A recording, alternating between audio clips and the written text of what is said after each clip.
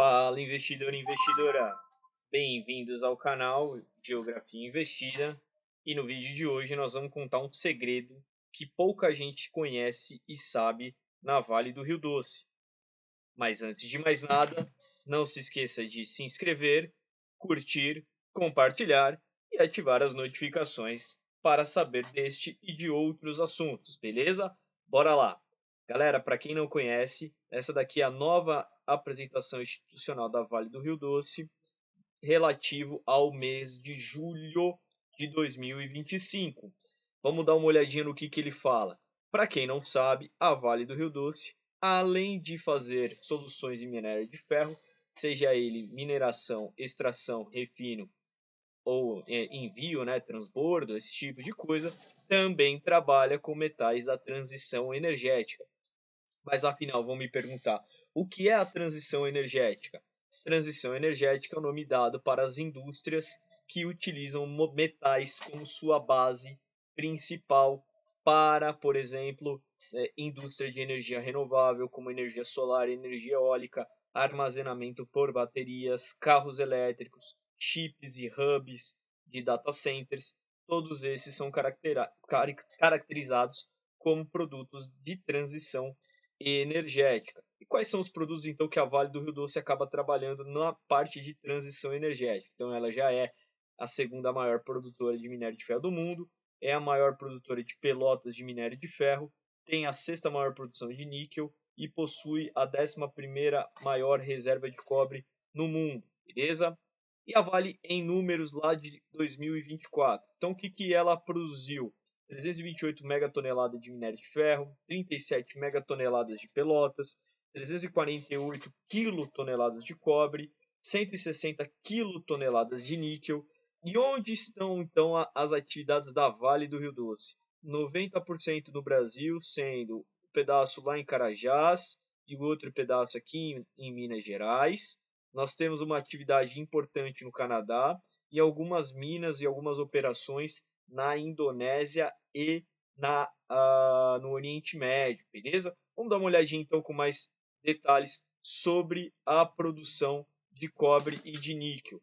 Dentre as reservas identificadas desses metais, 27,6 megatoneladas de cobre se encontra aqui na América do Sul, 14,1 megatonelada no Sudeste Asiático e apenas 2,6 megatonelada no Canadá. Pessoal, para quem não sabe, existe um pedaço aqui na América do Sul chamado Triângulo do Lítio.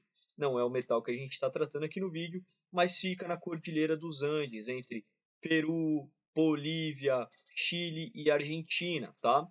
Lá, nesse pedaço geográfico do nosso continente, existem muitos outros metais de grandes importâncias para a transição energética, beleza? Bora lá então. No Brasil, o que eles estão tratando aqui no Brasil?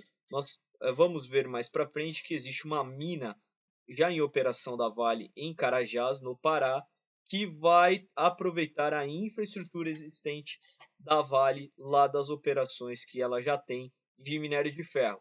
Enquanto no Canadá, ele tem acesso imediato à infraestrutura regional de alta qualidade, proximidade com centros de produção na América do Norte e disponibilidade de energia limpa. Pessoal, legal saber o seguinte, as produções que a Vale faz no Canadá já tem compradores, dentre eles a Tesla, tá? Então a Vale já possui esse tipo de contrato para esses metais. Bom, vamos dar uma olhada então nesse fluxograma de produtos que a Vale está trabalhando. Então nós temos aqui os metais que eles vão trabalhar nas minas deles no Canadá. Notem que exige uma complexidade maior nas operações. E dá uma olhadinha então aqui, ó, na mina de Sossego e de Saloba. Você não tem intermediários, você tem aqui a mineração, a concentração, você já tem direto o produto final, fazendo com que a mina daqui do Pará seja muito mais barata de orçar, de fazer, do que os produtos intermediários que custam aqui nas minas do Canadá. Bom, vamos lá então uma olhada na produção de cobre. Cobre anda subindo ano a ano, o níquel está andando de lado, você vai ver que é bem parecido com o preço da commodity, tá? Então vamos dar uma olhadinha na produção de cobre e níquel do último ano. Produção de cobre, 348 quilotoneladas, vendas de cobre 327, foi vendido quanto a tonelada do cobre? 8.800 dólares a tonelada. Já aqui a produção de níquel, 160 quilotoneladas, vendeu 160 megatoneladas, né? E o preço da tonelada, então, ele está em 17 mil dólares, tá?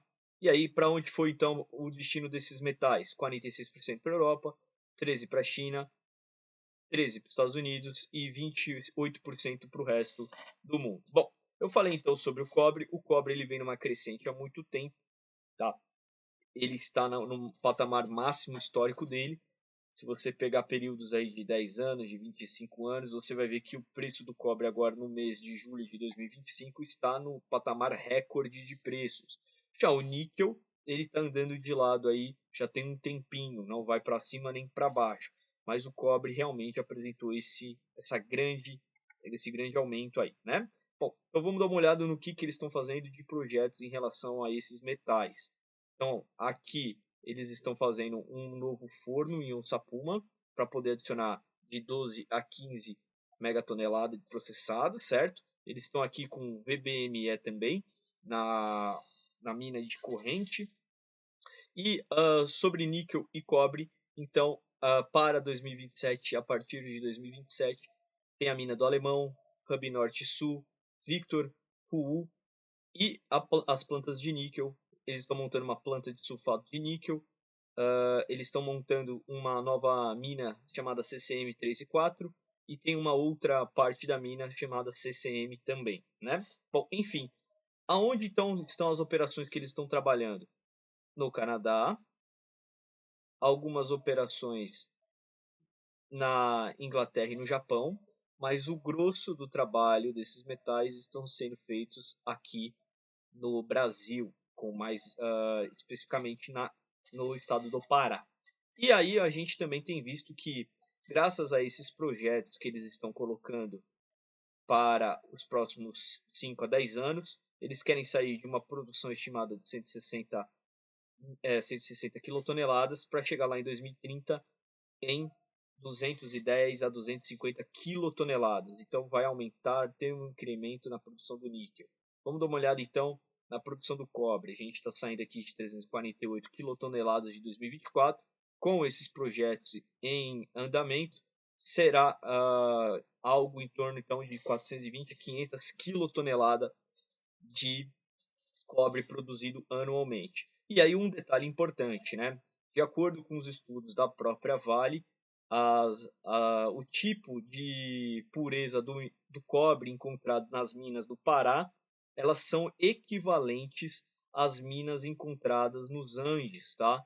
Então vocês notem aqui que tem essa equivalência, só que o nosso cobre tem um teor de pureza um pouco acima da média da indústria, beleza?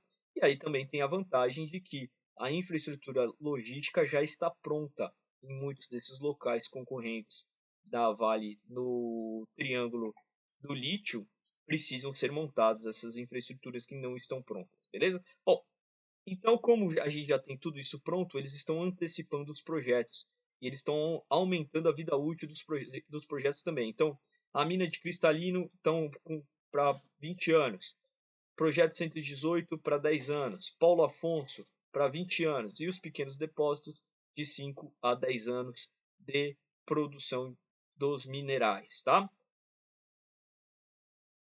E aí a gente também tem o potencial para acelerar a produção de cobre. Como eu falei, além desse benchmark que eles querem chegar de 420 a 500 quilotoneladas no ano de 2030, caso esses hubs e esses projetos consigam ser antecipados, então poderia-se chegar até aproximadamente 700 quilotoneladas de produção de cobre lá por volta de 2035. Ou seja, nós temos aqui num horizonte de 10 anos que nós estaríamos saindo então de 348 e indo para 700 quilotoneladas de cobre em 10 anos, nós estaríamos quase que dobrando a produção de cobre junto à Vale do Rio Doce, tá?